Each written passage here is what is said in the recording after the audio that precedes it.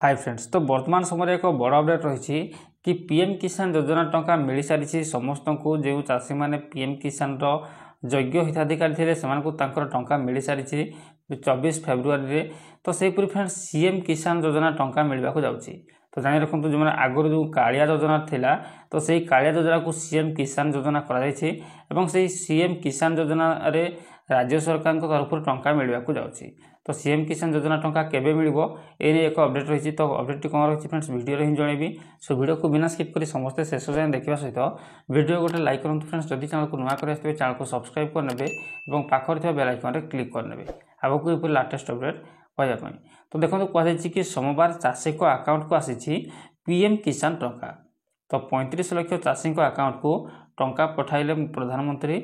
Akshaya Tritiya आसीबो CM किसान टंका। तो जानी रखु कि अक्षय तृतीया आसीबो सीएम किसान टंका। देश में 9 कोटी 8 लाख चाषी आकाउंट को डीबीटी जरिया प्रधानमंत्री पठाई 22,000 कोटी टंका। तो पीएम किसान योजना रे चाषी आकाउंट को आसी टंका। आगामी अक्षय तृतीया आसीबो सीएम किसान टंका।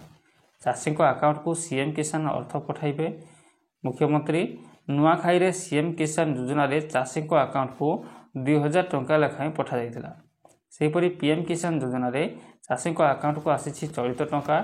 चलित बजेट रे सीएम किसान योजना पाई व्यय बराद करिसेंती सरकार। पीएम किसान बाबद वर्ष को 3टी किस्ती रे 2000 टंका लेखाएं मोट 6000 टंका मिलुवा बेले सीएम किसान योजना रे वर्ष को 2टी किस्ती रे 2000 टंका लेखाएं मिलुची। तो 2000 टंका लेखाएं 4000 टंका मिलुची।